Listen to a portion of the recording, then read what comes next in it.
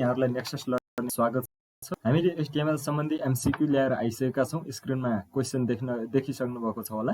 HTML document can content भनेर छ। HTML मा एट्रिब्युट, ट्याग, प्लेन टेक्स्ट र अल अफ द एबोभ भनेको छ। अप्सनमा कुन हुन्छ त कमेन्ट गरिहाल्नुस्। भिडियोलाई पज गरेर कमेन्ट गर्नुस्। साथीहरु, HTML मा एट्रिब्युट, ट्याग र प्लेन टेक्स्ट सबै राख्न मिल्छ। हामीले टेक्स्टहरु पनि राख्न मिल्छ, अनि एट्रिब्युटहरु पनि राख्न मिल्छ, त्यसैगरी चाहिँ ट्यागहरु पनि राख्न मिल्छ। टेक्स्टहरुलाई हामीले ट्याग भित्र लेख्छौं है। अनि अब क्वेशन नम्बर 2 तिर हामी साथीहरु क्वेशन नम्बर 2 स्क्रिनमा देखिसक्नु भएको छ। भिडियोलाई पज गरेर चाहिँ आन्सर हजुरले चाहिँ अनुमान गर्ने प्रयास गर्नु होला। Page design in HTML is called. HTML मा डिजाइन गर्ने हामीले जुन पेज हुन्छ त्यसलाई के भनिन्छ त? Yellow page, web page, server page अथवा फ्रन्ट पेज के हुन्छ साथीहरु? यसको एन्सर के हुन्छ? फ्याट्ट कमेन्ट गरेर भनिहाल्नुहोस् त। अथवा सोचिसक्नु भएको छ होला वेब पेज भनिन्छ। हामीले HTML को प्रयोग गरेर बनाउने पेजलाई चाहिँ वेब पेज भनिन्छ साथीहरु। यहाँहरुलाई थाहा नै छ। हाम्रो भिडियो हामीले अपलोड गरेको भिडियोहरु यहाँहरुले लगातार हेरिराख्नु भएको छ भने यो HTML बाट बनाएको पेजलाई वेब पेज भनिन्छ भनेर यहाँहरुले थाहा पाउनु छ होला। अब हामी अर्को क्वेशन नम्बर 3 तर्फ जान्छौं। क्वेशन नम्बर 3 स्क्रिनमा आइसकेको छ यहाँहरुको। We can write HTML code using select appropriate option भनेको छ। हामीले HTML कोडहरु के प्रयोग गरेर, कुन सफ्टवेयर अथवा कुन टेक्स्ट एडिटर प्रयोग गरेर हामीले HTML कोडहरु लेख्ने गर्दछौं? Microsoft power point, notepad, VLC media, none of the above. कुन लेख्ने गर्छौं? यो प्रयोग गर्छौं है भनेर मैले भनिसकेको छु यहाँ भन्दा पहिला नै।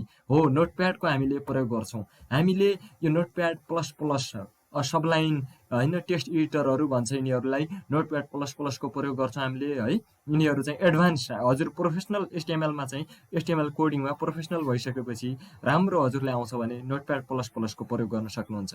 नत्र हामीले नर्मल्ली विन्डोज मा के को प्रयोग गर्छौं त? हामीले नोटप्याड को प्लस गर्छौं भने म्याक कम्प्युटरमा चाहिँ टेक्स्ट एडिट भनेर हुन्छ, त्यो टेक्स्ट फाइल को हामीले प्रयोग गर्दछौं।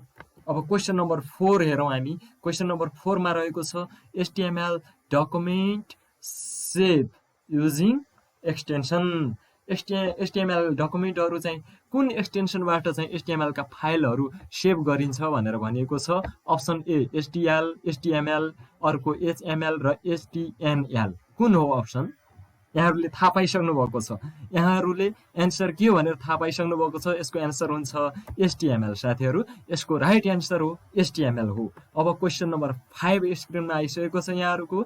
एन्सर झट्ट भिडियोलाई पज गरेर एन्सर दिने प्रयास गर्नु होला। यहाँहरुले रेगुलर हेर्नु भएको छ भने कति मिलाए भनेर ल यति मिल्यो है भनेर चाहिँ अप्सनहरु अथवा यति एन्सर मिलाए भनेर कमेन्ट गर्नु होला साथीहरु। क्वेशन रहेको छ the software that can read and render HTML document भनेर भनेको छ है।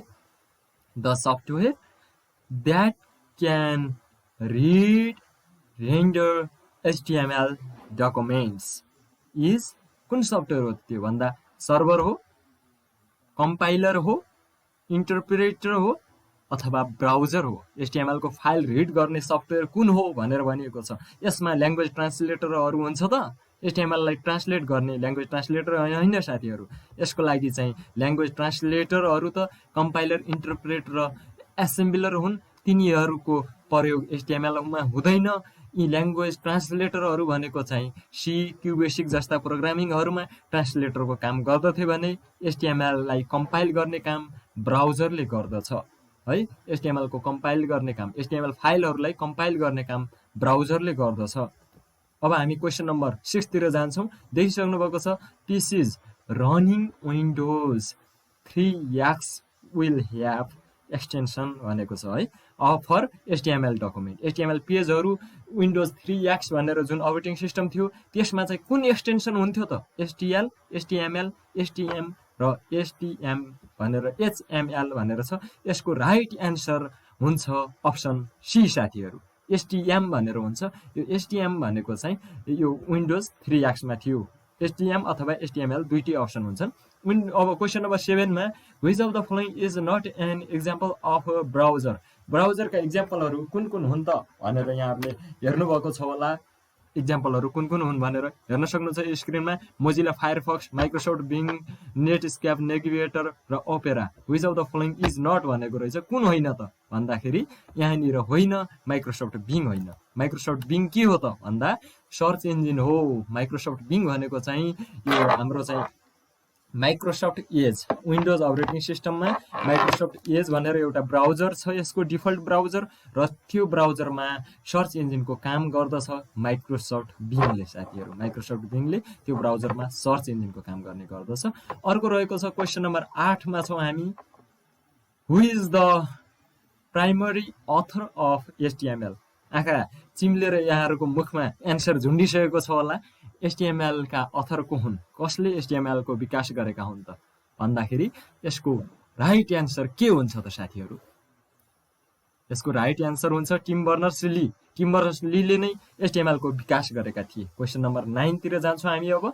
HTML was first proposed by, होइन, HTML was first proposed in the year, कुन इयरमा चाहिँ एचटिएमएल डेभलप गरिएको थियो?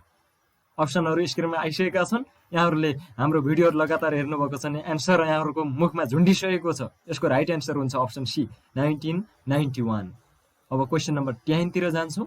अब एचटिएमएल को विकास चाहिँ 1991 मा भएको थियो साथीहरू। 1991 मा टिम बर्नर्स लीले एचटिएमएल को विकास गरेका थिए। एचटिएमएल को फुल फर्म के हो त? कमेन्ट गरिहाल्नुहोस् साथीहरू, एचटिएमएल को फुल फर्म के हुन्छ। अर्को छ question number 10। HTML tags are surrounded by brackets. एचटिएमएल ट्यागहरू कुन ब्राकेटमा लेखिन्छन्? Option A angle bracket, B square bracket, C round bracket, र डी हुन्छ कर्ली ब्राकेट। यसको राइट एन्सर के हुन्छ त? यसको राइट एन्सर हुन्छ साथीहरू एङ्गल ब्राकेट। एचटिएमएलहरू एङ्गल ब्राकेट, ग्रेटर देन र लेस देन साइनमा लेखिन्छन् भनेर भनेको थिएँ। क्वेसन नम्बर 11 मा पुगिसकेका छौँ हामीहरू। 11 मा रहेको छ opening tag of HTML is called ending tag, starting tag, close tag र पेयर ट्याग। ओपनिङ ट्यागलाई एचटिएमएलमा के भनिन्छ? क्लोजिङ ट्यागलाई के भनिन्छ? ओपनिङ ट्यागलाई के भनिन्छ? थाहा छ यहाँहरूलाई? ओपनिङ ट्यागलाई चाहिँ के भनिन्छ त भन्दा स्टार्टिङ ट्याग पनि भनिन्छ। क्लोज ट्याग, इन्डिङ ट्यागलाई क्लोजिङ ट्याग भनेर भनिन्छ। एचटिएमएल को फुल फर्म के हो भनेर भनेको थिएँ मैले यहाँभन्दा अगाडि। यहाँहरूले कमेन्ट गरिसक्नु भएको छ होला। एचटिएमएल को full form hypertext markup language हुन्छ साथीहरू। हाइपरटेक्स्ट मार्कअप ल्याङ्ग्वेज हुन्छ एचटिएमएल को फुल फर्म। यसको विकास टिम बर्नर्स लीले 1991 मा गर्नुभएको थियो। Question number 12। 12 नम्बरमा basic fundamental block is called as. Basic fundamental ब्लक्समा चाहिँ एचटिएमएल को बेसिक फन्डामेन्टल ब्लकलाई चाहिँ के भनिन्छ त? एचटिएमएल ट्याग भनिन्छ, एचटिएमएल बडी भनिन्छ, एचटिएमएल एट्रिब्युट भनिन्छ, अथवा एचटिएमएल इलिमेन्ट भनिन्छ। फन्डामेन्टल बेसिक फन्डामेन्टलहरू यिनीहरू हुन् है भनेर मैले भनेको थिएँ। त्यसमा चाहिँ मेनली बेसिक फन्डामेन्टल ब्लक भनेको एचटिएमएल ट्याग हो साथीहरू। त्यसपछि क्वेसन नम्बर 13 मा जान्छौँ हामी। पिक द अड आउट भनेछ। कति सजिलो क्वेसन, अड आउट एउटा उठाइदिनुहोस् न त यहाँ अप्सनबाट, होइन? यसमा चाहिँ option A table, B TR, C TD र डी फर्म भनेर भनेको छ। यसमा टेबल, टिआर र टिडी भनेको टेबल ट्याग हुन् भने फर्म भनेको फर्म ट्याग हो। त्यसैले एन्सर गलत छ। फर्म नै राइट एन्सर हो किनकि टेबलसँग मिलेन त्यो ट्याग चाहिँ। Question number 14। The first page of a website is called. वेबसाइटको पहिलो पेजलाई के भनिन्छ? यहाँहरूलाई थाहा छ भने भनिहाल्नु होला कमेन्ट गरेर, र छैन भने पनि अब हेर्नुहोस् design, home page, first page, main page भनेको छ। यसमा चाहिँ पहिलो पेज, वेबसाइट खोल्न बित्तिकै स्क्रिनमा देखिने फर्स्ट पेजलाई नै होम पेज भनिन्छ साथीहरू। क्वेसन नम्बर 15 तिर जान्छौँ हामी। The version of HTML is. HTML को भर्जन कुन हो? HTML 0, HTML 1, HTML 2, all of the above. HTML का भर्जनहरू कुन कुन हुन् त भनेर एचटिएमएल 5.0 सम्म छ भनेर भनेका थियौँ हामीले, र यसको एन्सर हुन्छ सबै एचटिएमएल का भर्जनहरू हुन्। Question number 16। Head tag is used for. Head tag छ नि एचटिएमएल पछि लगत्तै स्टार्ट हुन्छ हेड ट्याग। त्यो किन परेको हुन्छ? Writing style, writing JavaScript, including CSS, JS file, all of the above.